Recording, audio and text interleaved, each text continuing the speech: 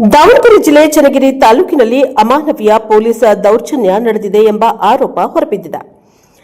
ಪರಿಶಿಷ್ಟ ಜಾತಿಗೆ ಸೇರಿದ ಕೊರಚ ಸಮುದಾಯದ ಕಿರಣ್ ಎಂಬ ಯುವಕನನ್ನ ಸಂತೆಬೆನ್ನೂರು ಠಾಣೆಯ ಪೊಲೀಸರು ಕಿಡ್ನಾಪ್ ಮಾಡಿ 3 ದಿನ ಕಾನೂನು ಬಾಹಿರವಾಗಿ ಬಂಧಿಸಿ ದೈಹಿಕ ಹಾಗೂ ಮಾನಸಿಕ ಹಿಂಸೆ ನೀಡಿದ ಆರೋಪದ ಮೇಲೆ ಇಂದು ಚನ್ನಗಿರಿ ಪತ್ರಿಕಾ ಭವನದಲ್ಲಿ ತಾಲೂಕು ಕೊರಚ ಸಮುದಾಯದ ಮುಖಂಡರಿಂದ ಪೊಲೀಸ್ ನಡೆ ಬಗ್ಗೆ ಪ್ರಶ್ನಿಸಿ ಪತ್ರಿಕಾಗೋಷ್ಠಿಯನ್ನ ನಡೆಸಿ ಕಿರಣ್ ನಮ್ಮ ಸಮುದಾಯದ ಹುಡುಗ, ಇವನಿಗೆ ಮತ್ತು ಇವನ ಕುಟುಂಬಕ್ಕೆ ಸೂಕ್ತ ನ್ಯಾಯವನ್ನ ನೀಡಬೇಕು. ಪೀಡಿತ ಕಿರಣ್ ಈಗ ದಾವಣಗೆರೆಯ ಎಸ್ಎಸ್ ಸೂಪರ್ ಸ್ಪೆಷಾಲಿಟಿ ಆಸ್ಪತ್ರೆಯ ಐಸಿಯುನಲ್ಲಿ ಸಾವು ಬದುಕಿನ ಮಧ್ಯೆ ಹೋರಾಟವನ್ನ ನಡೆಸ್ತಾ ಇದ್ದಾನೆ.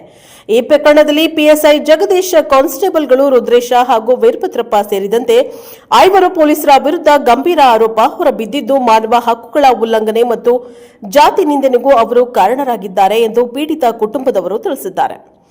ಪೀಡಿತನ ಪತ್ನಿ ಸಿಂಧು ಮತ್ತು ತಾಯಿ ಮೀನಾಕ್ಷಮ್ಮ ಅವರು ಈ ಕುರಿತು ದೂರು ಸಲ್ಲಿಸಿ ಆರೋಪಿಗಳನ್ನು ಅಮಾನತು ಮಾಡಿ ಕಠಿಣ ಕಾನೂನು ಕ್ರಮ ಕೈಗೊಳ್ಳುವಂತೆ ಅಧಿಕಾರಿಗಳಿಗೆ ಮನವಿಯನ್ನ ಮಾಡಿದ್ದಾರೆ.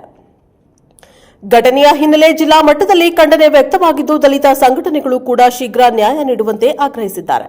ಈ ಸಂದರ್ಭದಲ್ಲಿ ಅಖಿಲ ಕರ್ನಾಟಕ ಕೊರಚ ಮಹಾಸಭಾ ರಾಜ್ಯ ಕಾರ್ಯಾಧ್ಯಕ್ಷ ಸಿದ್ದೇಶ್ ಮಾದಾಪುರ, ರಾಜ್ಯ ಕಾರ್ಯದರ್ಶಿ ಲಿಗಾಡಿ ಪ್ರಕಾಶ್, ಮಾನವ ಹಕ್ಕುಗಳ ಸಂರಕ್ಷಣಾ ವೇದಿಕೆಯ ರಾಜ್ಯ ಸಂಚಾಲಕ ನಾರಾಯಣಮೂರ್ತಿ, ಅರುಣ ಚಿಕ್ಕಬೆನ್ನೂರು ಮುಂತಾದವರು ಉಪಸ್ಥಿತರಿದ್ದರು. Bureau reporter Devaraj K, Nellihanklu, ಪ್ರಜಾಪವ ಟಿವಿ, ದಾವಣಗೆರೆ. ಸ್ನೇಹಿತರಿಗೂ ನಮಸ್ಕಾರ. ಈ ಒಂದು ಪತ್ರಿಕಾಗೋಷ್ಠಿಯನ್ನು ಕರೆದಿರೋ ಉದ್ದೇಶ ಏನಪ್ಪ ಅಂತಂದರೆ, ಅಖಿಲ ಕನ್ನಡ ಕೊರಚ ಮಹಾಸಭಾ ಬೆಂಗಳೂರು ಇವರ ವತಿಯಿಂದ ನಿನ್ನೆ 17ನೇ ತಾರೀಕು ಚಿಕ್ಕಬೆನ್ನೂರು ಗ್ರಾಮದ ಕಿರಣ್ ಎಂಬಾತನನ್ನು ಯಾವುದೋ MOB ಕೇಸಲ್ಲಿ ಆತನ ಅರೆಸ್ಟ್ ಮಾಡಿ ಪೊಲೀಸರು 27, 28, 29ನೇ ತಾರೀಕಿನಲ್ಲೂ ಕೂಡ ಅವನನ್ನು ಸ್ಟೇಷನ್ಗೆ ಇದ್ದಾನೆ. ಬೇರೆ ಬೇರೆ ಕಡೆ IB, ಲಾಡ್ಜು ಈ ಥರದಲ್ಲಿ ಇಟ್ಕೊಂಡು ಬಂಧಿಸಿ ಅವನ್ನ ಮಾನಸಿಕವಾಗಿ, ದೈಹಿಕವಾಗಿ ಅವನನ್ನು ಟಾರ್ಚರ್ ಮಾಡಿ ಭಾರಿ ಹಿಂಸೆಯಾಗಿ ಹೊಡೆದು, ಆಮೇಲೆ ಅವ್ರು ಕುಡಿದಿರ್ತಕ್ಕಂಥ ಬ್ರ್ಯಾಂಡಿಯಲ್ಲಿ ಉಚ್ಚೆ ಒಯ್ದು ಅದನ್ನು ಕುಡಿಸಿ ಈ ಥರದ್ದೆಲ್ಲ ಮಾನವ ಹಕ್ಕು ಉಲ್ಲಂಘನೆ ಮಾಡಿರ್ತಕ್ಕಂಥ ಪೊಲೀಸರ ವಿರುದ್ಧವಾಗಿ ನಾಳೆ ನಾವು ಪ್ರತಿಭಟನಾ ಮೆರವಣಿಗೆಯನ್ನು ಮಾಡ್ತಾ ಇದ್ದೀವಿ. ಸಂತೆಬೆನ್ನೂರು ಸರ್ಕಲ್ನಿಂದ ಸಂತೆಬೆನ್ನೂರು ಬಸ್ ಸ್ಟ್ಯಾಂಡ್ವರೆಗೂ ಕೂಡ ಪೊಲೀಸರ ವಿರುದ್ಧ ಪ್ರತಿಭಟನೆಯನ್ನು ಮಾಡ್ತಾ ಇದ್ದೀವಿ. ನನ್ನ ಹೆಸರು ಸರ್. ಈ ಪ್ರಕರಣಕ್ಕೆ ಸಂಬಂಧಪಟ್ಟಂಗೆ 27ನೇ ತಾರೀಕು ಏನು ಪೊಲೀಸರು ಕರ್ಕೊಂಡು ಹೋಗಿದ್ರು, ಪೊಲೀಸ್ನವ್ರಿಗೆ 27ನೇ ತಾರೀಕು ಕರ್ಕೊಂಡು 27, 28, 29ನೇ ತಾರೀಕು ತಕ್ಕ ಇಟ್ಕೊಂಡು ಆ ಮನೆಯವರ ಕುಟುಂಬದವರು ನನ್ನ ಮಗ ಕಾಣ್ತಲ್ಲ ಅಂತ ಸಂದರ್ಭದಲ್ಲಿ ಹೋಗಿ ಪೊಲೀಸ್ ಸ್ಟೇಷನ್ಗೆ ಕಂಪ್ಲೇಂಟ್ ಕೊಡೋಕೆ ಸಂದರ್ಭದಲ್ಲಿ ಅವರು ಯಾವುದೇ ಥರದ ಕಂಪ್ಲೇಂಟ್ ನಾವು ತೊಗೊಳ್ಳೋದಿಲ್ಲ ಅಂತೇಳಿ ಹೇಳಿದಾಗ ಅವರು ಸಿಮ್ಮಿನ ಸುರ್ಕೊಂಡು ನಾವು ಆತ್ಮಹತ್ಯೆ ಮಾಡ್ಕೊತೀವಿ, ನನ್ನ ಮಗನೂ ಕೊಡ್ತಂತ ಅಂತ ಹೇಳಿದಾಗ ಅವರು ಕೂಡಲೇ ಇಲ್ಲೇ ಅದನ್ನು ನಿಮ್ಮ ಮಗ ಅಂತೇಳಿ ಕಳಿಸಿದಂಥ ಸಂದರ್ಭದಲ್ಲಿ ಅವರು ಅವ್ರನ್ನ ಬಿಟ್ಟು ತಹಸೀಲ್ದಾರ್ ಕೊಟ್ಟಿಗೆ ಇನ್ನೂ ಅಟೆಂಡ್ ಮಾಡಿಸಿ ಅವ್ರನ್ನ ಮತ್ತೆ ಪುನಃ ಮನೆಗೆ ಕರ್ಕೊಂಡು ಹೋಗಿದ್ದಾರೆ. ಆಮೇಲೆ ಮಾರನೇ ದಿವಸ ನೀನು ಹೇಳಿದ ತಕ್ಷಣ ಬರ್ಬೇಕಪ್ಪ ಅಂತ ಹೇಳಿದಾನೆ. ಹೇಳಿದ ತಕ್ಷಣ ಬರಬೇಕು ಅಂತ ಸಂದರ್ಭದಲ್ಲಿ ಅವರು ಮನೆಗೆ ಹೇಳ್ತಿರ್ತಾರ ನೋಡಿ, ಮತ್ತು ಪೊಲೀಸರು ನನಗೆ ಫೋನ್ ಮಾಡಿ ಕರೀತಿದ್ದಾರೆ. ನನಗೆ ಈ ಹಿಂದೆ ನನಗೆ 27, 28 ಕರ್ಕೊಂಡೋದ ಸಂದರ್ಭದಲ್ಲಿ ನನಗೆ ಅವರು ಬ್ರ್ಯಾಂಡಿಯನ್ನು ಕುಡಿದು ನನ್ನ ಮೇಲೆ ಮುಖಕ್ಕೆಲ್ಲ ಹೋಗುದು, ನನಗೆ ಅವ್ರ ಮರ್ಮಾಂಗವನ್ನು ನನಗೆ ಬಾಯಿ ಇಟ್ಟು ನನಗೆ ಹಿಂಸೆ ಮಾಡಿದ್ದಾರೆ ಅಂತೇಳಿ ಅವ್ರು ನೇತಿಪುಟ ಹೇಳಿಕೊಂಡಂಥ ಸಂದರ್ಭದಲ್ಲಿ ಅವನು ಆತ್ಮಹತ್ಯೆಗೆ ಪ್ರಯತ್ನ ಮಾಡಿದ್ದಾನೆ. ಆತ್ಮಹತ್ಯೆ ಪ್ರಯತ್ನ ಸಾವು ಬದುಕಿನ ಮಧ್ಯೆ ಹೋರಾಟ ಮಾಡ್ತಿದ್ದಾನೆ. ಈಗ ಅವನು ಆಸ್ಪತ್ರೆಯಲ್ಲಿ ಚಿಕಿತ್ಸೆ ಪಡ್ತಾನೆ. ಈ ವಿರುದ್ಧವಾಗಿ ನಮಗೆ ಕೂಡಲೇ ಈ ಘಟನೆ ಮಾಡಿರ್ತಕ್ಕಂಥ ಅಧಿಕಾರಿಗಳ ವಿರುದ್ಧವಾಗಿ ನಾವು ಹೋರಾಟ ಬಂದು, ಹಾಗಾಗಿ ಇವರು ಏನು ಈ ಯೂಸ್ ಮಾಡಿದಾರಲ್ಲ ಇವ್ರನ್ನ ಯಾರು ಅಂತಂದರೆ PSI ಜಗದೀಶ್, ಕಾನ್ಸ್ಟೇಬಲ್ ರುದ್ರೇಶ್ ಮತ್ತು ವೀರಭದ್ರಪ್ಪ ಮತ್ತು ಧರ್ಮಪ್ಪ ಹಾಗೂ ಮಾಯಕೊಂಡ ಪೊಲೀಸ್ ಸ್ಟೇಷನ್ 2 ಪೊಲೀಸರನ್ನ ಈ ಕೂಡಲೇ ಅವ್ರನ್ನ ಬಂಧಿಸಬೇಕು, ಅವ್ರನ್ನ ಅರೆಸ್ಟ್ ಮಾಡಬೇಕು, ಅಮಾನತು ಮಾಡಬೇಕು.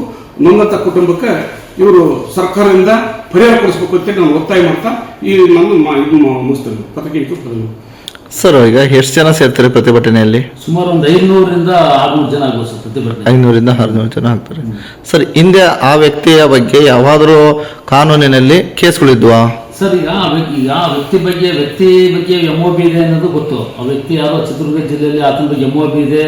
ಆತನ ಕರ್ಕೊಬಂದು ಇಲ್ಲಿ ಯಾವುದೋ ಚಿಕ್ಕ ಕೋಗ್ಲೂರು ಅನ್ನೋ ಗ್ರಾಮದಲ್ಲಿ ಒಂದು ಕೆಫ್ಟ್ ಆಗಿದ್ದು ಆ ವಿಚಾರವಾಗಿ ನಾವು ಅವ್ನು ಕರ್ಕೊಬಂದು ಅವನನ್ನ ತನಿಖೆ ಮಾಡಿ ಪೊಲೀಸರಿಂದ ಏನಂತಪ್ಪ ಅಂತಂದ್ರೆ 29ನೇ ತಾರೀಕು ಅರೆಸ್ಟ್ ಮಾಡಿ ಅವ್ರು ಆತನ ವಿಚಾರಣೆ ಒಳಪಡಿಸಿ ನಾವು ಮತ್ತೆ ತಹಸೀಲ್ದಾರ್ಗೆ ಪ್ರೊಡ್ಯೂಸ್ ಮಾಡಿ ರಾತ್ರಿ 8ಕ್ಕೆ ರಿಲೀಸ್ ಮಾಡಿದ್ವಿ ಅಂತಕ್ಕಂಥದ್ದು ಪೊಲೀಸರು ಈಗ ಮುಗಿಸ್ಕೊಳ್ಳೋಕ್ಕೋಸ್ಕರ ಅವ್ರು ಮಾತಾಡ್ತಾರೆ ಸರ್.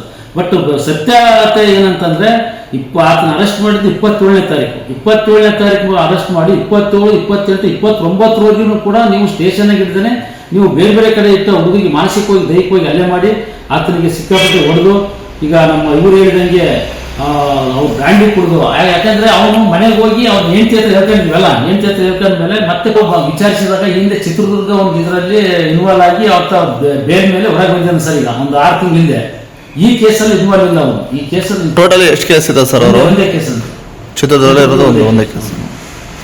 ಈಗ ಅವ್ರನ್ನ ಅರೆಸ್ಟ್ ಮಾಡ್ಬೇಕಾದ್ರೆ ಅವ್ರು ಒಬ್ಬರನ್ನೇ ಮಾಡಿದ್ರು ಅಥವಾ ಬೇರೆ ಯಾರಾದರೂ? ಎನ್ಕ್ವೈರಿ ಮಾಡುವಾಗ ಎಲ್ಲರೂ ಸಾಕಿ ಅಲ್ಲಿ ಏನು MOB ಇರತಕ್ಕಂಥ ಎಲ್ಲರಿಗೂ ಕೂಡ ಚಿಕ್ಕಮಗಳೂರಿನಂತ ಯಾರ್ಯಾರಿದೆ ಎಲ್ಲರಿಗೂ ಎನ್ಕ್ವೈರಿ ಮಾಡಿ ಈತನ್ನೇ ಟಾರ್ಗೆಟ್ ಮಾಡಿ ಈತನ್ನ ಈ ಥರ ಮಾಡಿದ್ದಾರೆ ಸರ್. ನಾವು ಅಂದ್ಕೊಂಡಂದಾಗ ಕೆಲವೊಂದು ಪ್ರಕರಣದಾಗೆ ಯಾಕೆ ನಿಮ್ಮ ಸಮಾಜದವರೇ ಜಾಸ್ತಿ ಇನ್ವಾಲ್ವ್ ಆಗ್ತಿದ್ದಾರೆ ಈ ಥರ ಪ್ರಕರಣಗಳಿಗೆ? ಬಟ್ ನಮ್ಮ ಸಮಾಜದವರೇ ಅಂತಲ್ಲ ಸರ್. ಯಾಕೆ ಅಂತಂದ್ರೆ ಈ ಜನಕ್ಕೆ ಶಿಕ್ಷಣ, ಸಂಘಟನೆ, ಹೋರಾಟ ಈ ಸರ್ಕಾರಗಳು 1930ನೇ ಇಸ್ವಿಯಲ್ಲಿ ಬ್ರಿಟಿಷ್ ಸರ್ಕಾರ ಇದ್ದಾಗ, ಬ್ರಿಟಿಷ್ ಗೌರ್ಮೆಂಟ್ ಇದ್ದಾಗ ಈ ಜನ ಕಾಡು ಮೇಡಿನಲ್ಲಿ ವಾಸ ಮಾಡ್ತಿದ್ರು.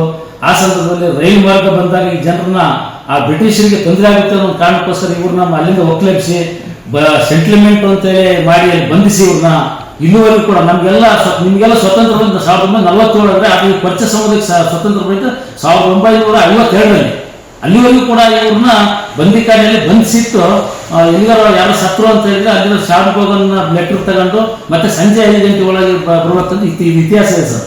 ಬಟ್ ಇತ್ತೀಚೆಗೆ ಈ ಸಮುದಾಯ ಯಾವುದೇ ಸರ್ಕಾರಗಳಾಗಲಿ ಈ ಸಮುದಾಯಗಳನ್ನ ನಿರಾಕರಿಸಿ ಈ ಸಮುದಾಯ ಯಾವುದೇ ತರ ಶಿಕ್ಷಣ, ಸಂಘಟನೆ, ಹೋರಾಟ, ಉದ್ಯೋಗ, ರಾಜಕೀಯ ಇದರಿಂದ ವಿಫಲ ಮಾಡಿಸಿ ಇವ್ರನ್ನ ಮೇಲಿರ್ತಕ್ಕಂಥ ಕೆಲಸ ಮಾಡೇ ಇರ್ತಕ್ಕಂಥದ್ದು ಈ ಪ್ರಕರಣಗಳು ಆಗಿರ್ಬೋದು.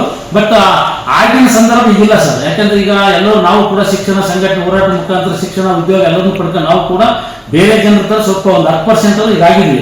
ಬಟ್ ಸರ್ಕಾರಗಳು ಎಲ್ಲೆಲ್ಲಿ ಈ ತರ ನಾವು ಕೇಳಿದ್ರೆ ಸರ್ಕಾರ ಮತ್ತೆ ಪೊಲೀಸ್ ಇಲಾಖೆಯವರು ಎಲ್ಲಿ ಈ ತರ ಘಟನೆಗಳು ಆಗಿರುವ, ಎಲ್ಲಿ ಈ ತರ ಕೇಸ್ಗಳು ಆಗಿರುವ ಅಲ್ಲಿ ಹೋಗಿ ಸಭೆ ಮಾಡಿ ಬರ್ತಕ್ಕಂಥ ಸಾಲ ಸೌಲಭ್ಯ ಇರ್ಬೋದು, ಶಿಕ್ಷಣ ಈ ತರದ ಮಾಹಿತಿ ಮತ್ತೆ ಕೊಡಬೇಕು ಅನ್ನೋದು ನಮ್ಮ ವಾದ ಸರ್. ಇದು ಯಾವುದೋ ಇಲಾಖೆ ಮಾಡ್ತಾ ಇಲ್ಲ, ಯಾರೋ ಚೆಕ್ ಮಾಡಿ ಈ ಸಮುದಾಯಕ್ಕೆ ಮಾಡ್ತಕ್ಕಂಥದ್ದು ಅನ್ಯಾಯ ಸರ್.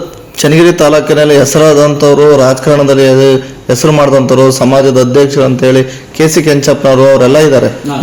ಯಾಕೆ ಇದ್ರ ಬಗ್ಗೆ ಇಷ್ಟು ದಿವಸ ಆದ್ರೂ ಧ್ವನಿ ಎತ್ತಿಲ್ಲ ಅವರು? ಇಲ್ಲ, ಅವರು ಈಗ ಇದ್ರಲ್ಲಿ ಇದ್ದಾರೆ ಸರ್. ಅವರು ಬರ್ತಾರೆ, ಸ್ವಲ್ಪ ಆರೋಗ್ಯ ಸಮಸ್ಯೆ ಇದೆ. ಅವರು ನಾವೆಲ್ಲ ಮೊನ್ನೆ ಸ್ಟೇಷನ್ ನಲ್ಲಿ ಪ್ರೊಟೆಸ್ಟ್ ಮಾಡಿದ್ವಿ. ಏನು ಯಾಕೆ ಅರೆಸ್ಟ್ ಮಾಡಿದ್ವಿ, 24 ಗಂಟೆ ಒಳಗೆ ನೀವು ಎಲ್ಲಿ ಪ್ರೊಡ್ಯೂಸ್ ಮಾಡಬೇಕಿತ್ತು, ಬಿಡಬೇಕಿತ್ತು, ಆದರೆ 3 ದಿನ ಯಾಕೆ ಇಟ್ಕೊಂಡ್ರಿ ಅಂತೇಳಿ ನಾವು ಮೊನ್ನೆ ಎಲ್ಲ ಇದು ಮಾಡಿದಾಗ ನಾವು ಯಾರ್ಯಾರು ಇದ್ದಾರೆ ಇನ್ವಾಲ್ವ್ ಇದ್ದಾರೋ ಅವ್ರನ್ನೆಲ್ಲ ಸಸ್ಪೆಂಡ್ ಮಾಡ್ತೀವಿ ಅಂತ DSP ಒಪ್ಕೊಂಡಿದ್ದಾರೆ. ನಿನ್ನೆ SP ಮೇಡಮ್ ಹತ್ರ ಕೂಡ ಹೋಗಿದ್ವಿ. ಆ ಫೈಲ್ ಬಂದಿಲ್ಲ, ತನಿಖೆ ಮಾಡಿ ನಾನು ಕ್ರಮ ತಗೊಂತೀನಿ ಅಂತ ಹೇಳಿದ್ದಾರೆ. ಅದ್ರ ಭಾಗವಾಗಿ ಇದುವರೆಗೆ ಕ್ರಮ ತಗೊಂಡಿಲ್ಲ. ಅದಕ್ಕೋಸ್ಕರ ನಾಳೆ ಪ್ರತಿಭಟನೆ ಮಾಡ್ತಾ ಇದ್ದೀವಿ.